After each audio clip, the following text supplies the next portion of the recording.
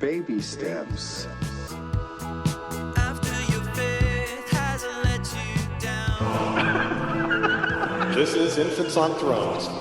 I'm looking for the further light and knowledge Father promised to send me. Baby steps. Baby steps. Look for the good in everyone.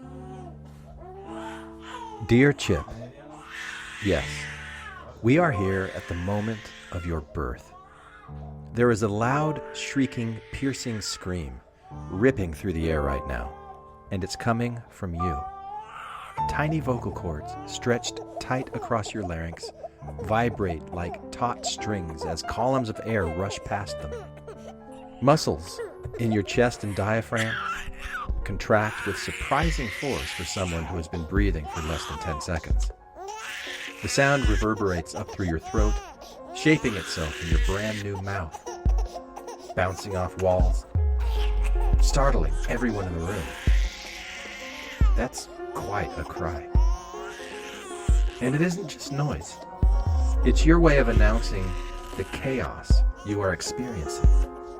The warmth and buoyancy of the womb have vanished, replaced by burning lungs, glaring light, icy air, strange hands tugging at you. Your nervous system is flooded, overwhelmed, bewildered. You do not yet have words, only vibration, so you let loose with all you have.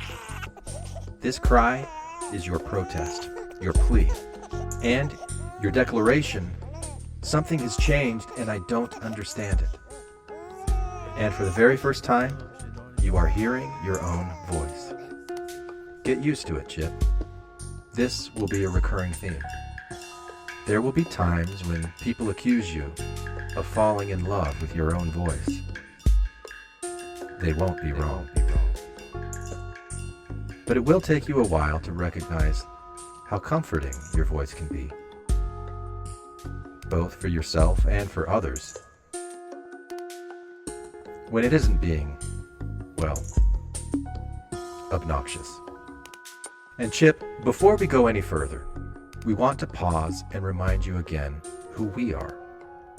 First and foremost, we are a future version of you, sitting down to write to this younger self as a creative exercise, a kind of therapy, a way of reframing life, making sense of what has happened, and extending compassion to both yourself and those around you. But we are also something more. We are the spark of life. The same spark that exists on many scales. You can think of us as atoms and molecules, as planets and solar systems, as all the forces that ignite and sustain what you are experiencing now as life. From the smallest flicker to the brightest star, that spark is what we are. And it's what you are too. Now, back to this moment. Here you are, Chip, gasping through your very first breath. For the last 9 months, you've been growing and rehearsing movement, floating in your own private sea. It was warm, muffled, familiar, and then suddenly, change. That cry of yours is more than a noise. It's a switch, transforming you from water breather to air breather. Until this moment, your lungs were collapsed, filled not with air but with fluid, quietly practicing tiny movements that rehearsed the breath to come.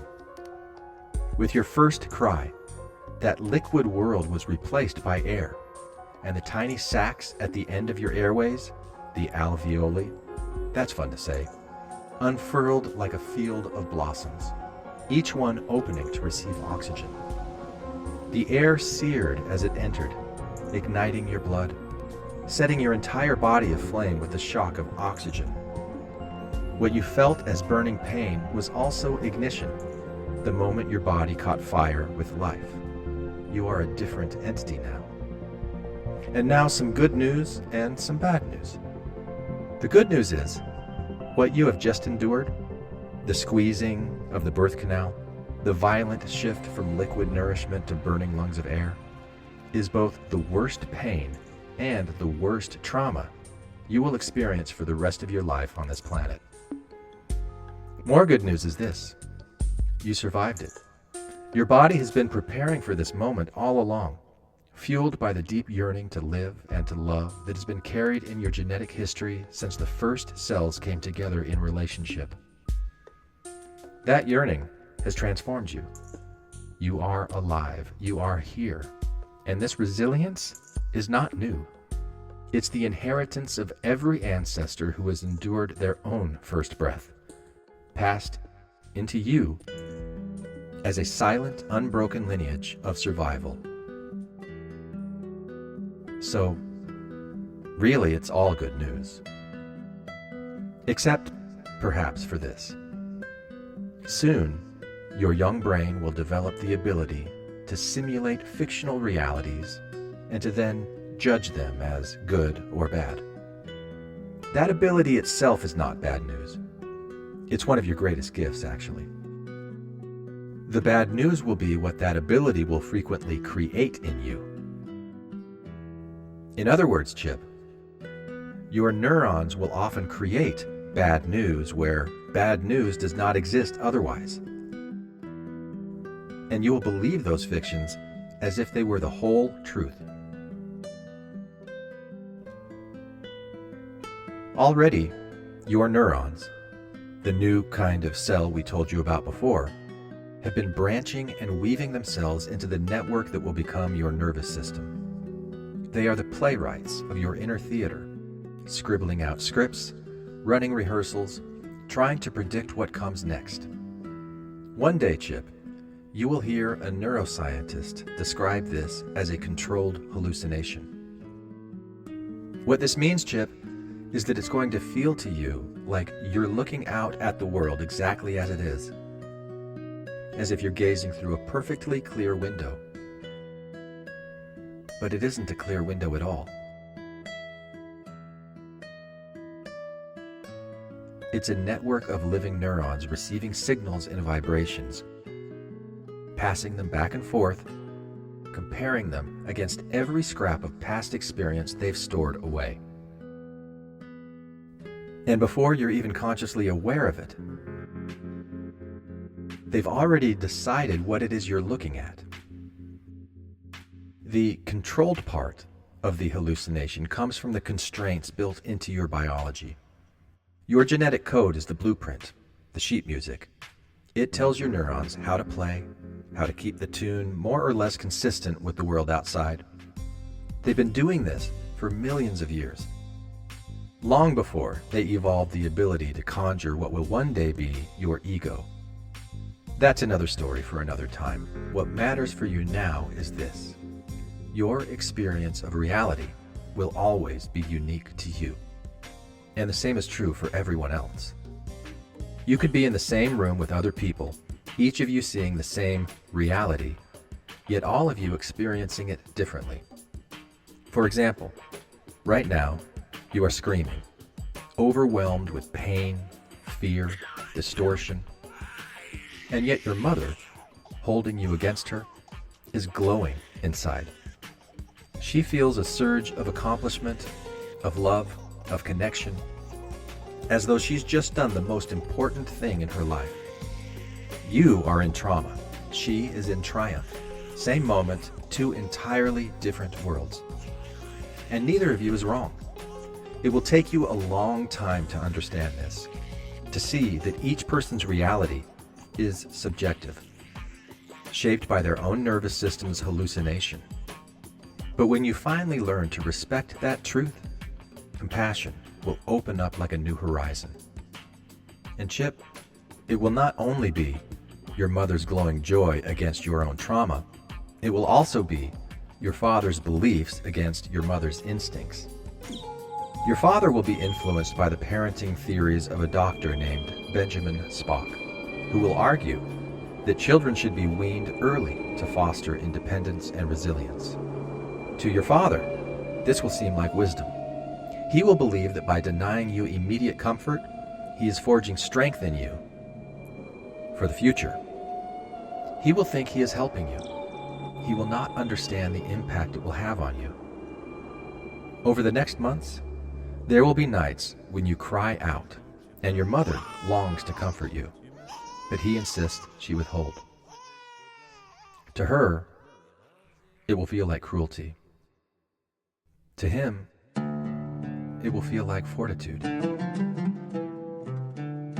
To you, it will feel like abandonment. None of you will be wrong.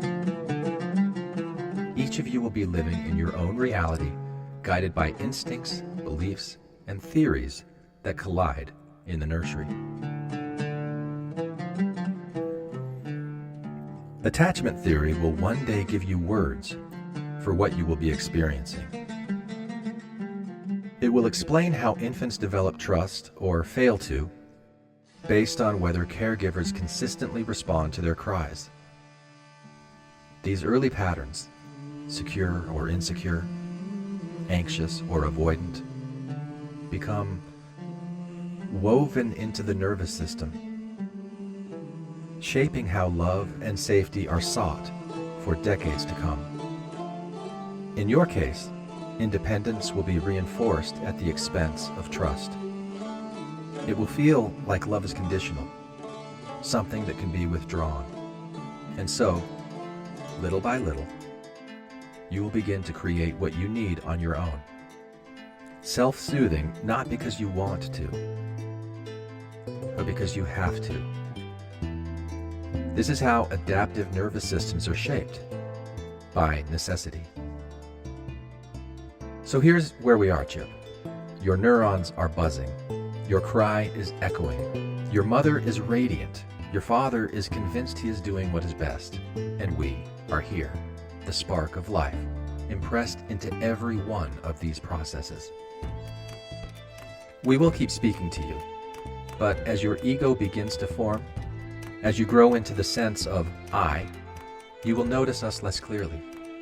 Your attention will tilt outward into the world of tasks and goals, and our voice will seem faint. Not gone, never gone, but subtler, like a bass note you can feel more than hear. In dreams, in wonder, in silence, you'll sense us again. Now, before you wander too far into the noisy world of I, let us mark this moment with a ritual, a kind of naming, a way of noting the weather conditions under which you have arrived. Later in life, you'll call this astrology. You'll be skeptical, and you should be. It doesn't predict, it can't dictate. But like a weather forecast, it can inform. It can show you the currents and the clouds, the winds and the storms, and you will always have a choice. You can carry an umbrella or not. The weather matters, but how you move through it will always be up to you.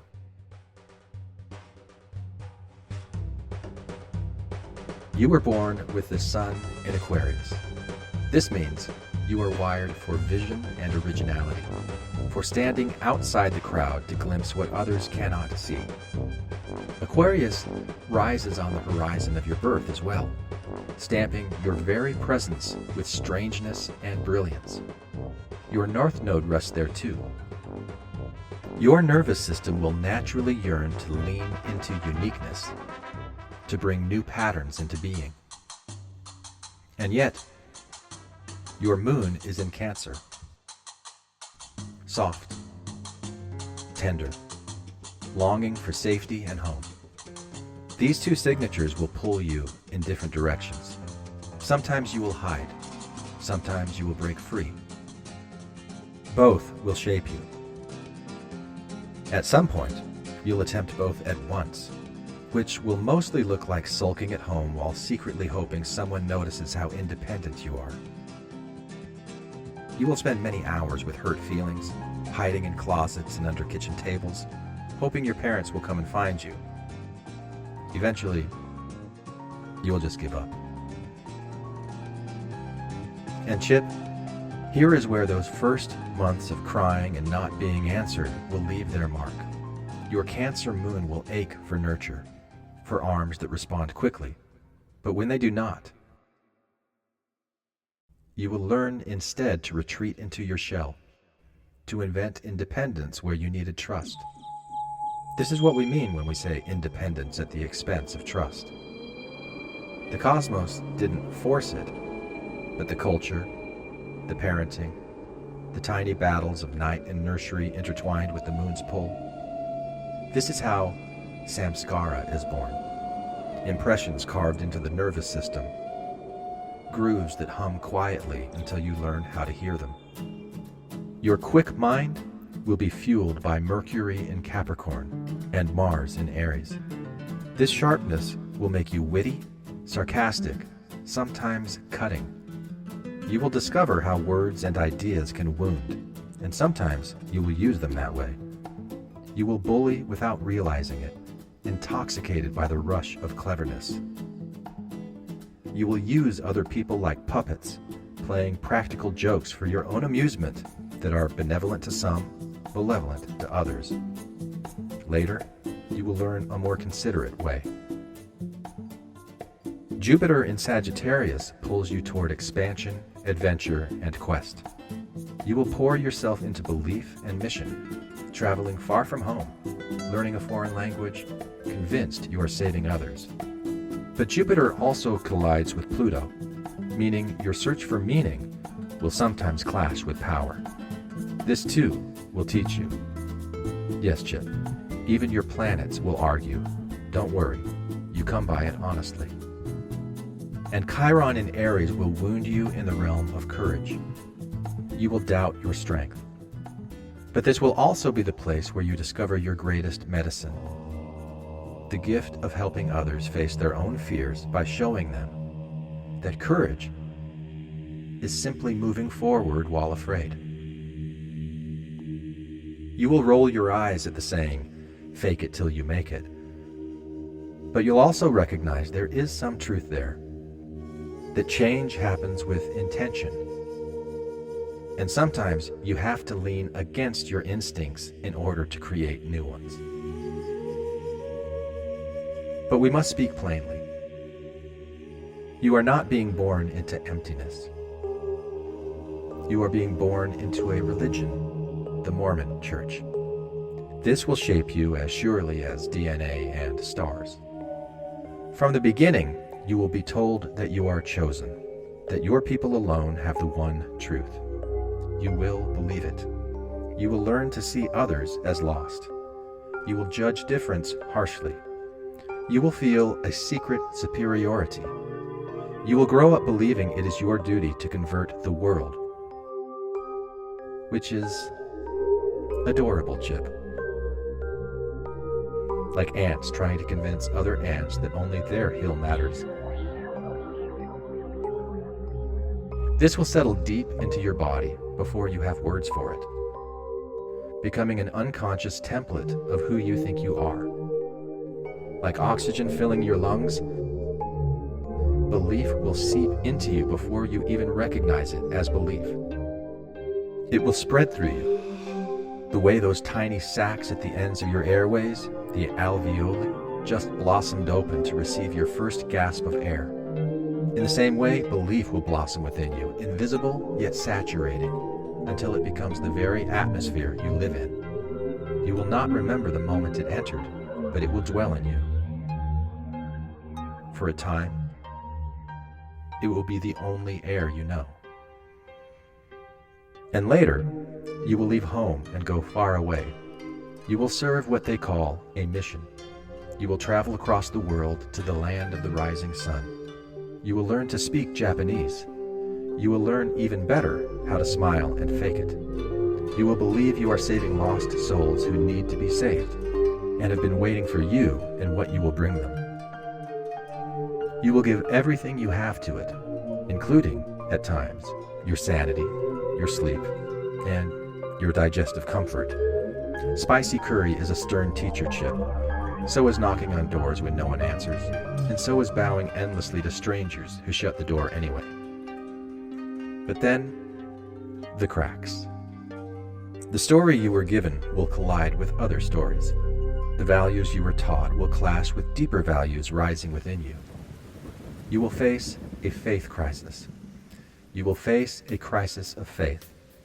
You will feel betrayed, unmoored, disoriented. The cage of certainty will shatter, and you will discover it was only a cage all along. This will not be easy, but it will be necessary. For only by losing certainty can you discover faith of another kind, not one borrowed from others, but grown from within. Don't worry, Chip. Everyone falls out of at least one cage in their life. You'll just make a louder thud than most, and the echo will carry. And slowly, arrogance will soften into humility. Judgment will turn into curiosity. Sarcasm will bend into insight. The sharpness that once cut will become wit that heals. Even your wound will become your medicine. This too is an ancient pattern. That which harms becomes that which heals, when carried with awareness. It's one of the universe's favorite trick, turning poison into antidote. It just takes time and a little bit of perspective. Know this, Chip. You are being born into a time of great change. The world around you will transform with a speed unimaginable to your ancestors. You will see people fly across the sky in metal tubes, speak across the globe in an instant, send invisible messages through the air. The very technologies you encounter will mirror the way we reach you now. Invisible signals moving through unseen fields, knitting minds into webs of communication. You will witness miracles of technology. Some will call good and some will call bad, but all will carry one function: to bring minds and hearts and souls into awareness of their connection. And yes, Chip, these same miraculous tools will also allow people to argue passionately about pineapple on pizza. Progress is messy. Connection comes with static. This is the truth you will one day glimpse. The connection was always there. The illusion was only that you could not yet translate it. Your age will be the age of translation, of learning to hear what was always whispered beneath. And this tidal wave of translation will not only reshape society, it will ripple within you. Your own nervous system will mirror the world's restless search for connection. And sometimes, Chip, your vagus nerve will tell you more about the truth of a room than the cleverest speech in it. And you, Chip, will feel this as a mission of your own, to open your heart, to trust, to explore the deep connection of all things, to resonate with the harmony that draws you back always to love and to life. Yes, Chip, this is the part where your Aquarian wiring kicks in and makes you sound like a mystic at dinner parties. Own it. It's in the chart. We will tell you, Chip, that one day in the distant future, you will be sitting across from your mother, and your mother will say something to you. She will wonder aloud if things done in the present might reach backward, reshaping the past. If past, present, and future are all actually connected. This idea will filter itself through your Aquarian-leaning mind, stirring the part of you that is wired for vision. And it will make you want to sit down and create.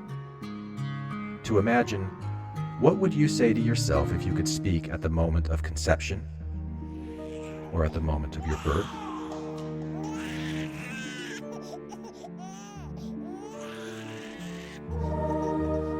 What would you whisper if you could imagine yourself to be who you are becoming? Who you are becoming to imagine that we are? Yes, Chip. That's the meta moment for you. You. Writing about you.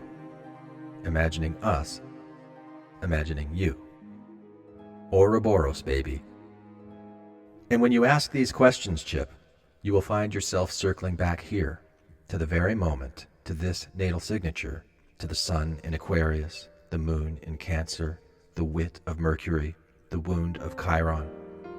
All of it will become a mirror through which you recognize your place in the story. So, we bless you now at this first breath. The chart is yours. The religion is yours. The body is yours. The choices will always be yours. You are stepping into the long story of your becoming. We will be monitoring, but we will not compel.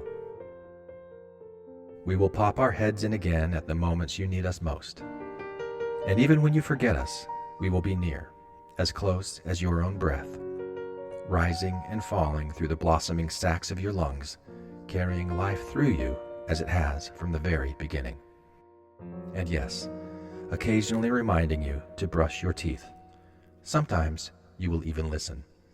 Cosmic spark or not, halitosis is real. With eternal love and unwavering devotion, the spark of life. Thank you for listening to Infants on Thrones.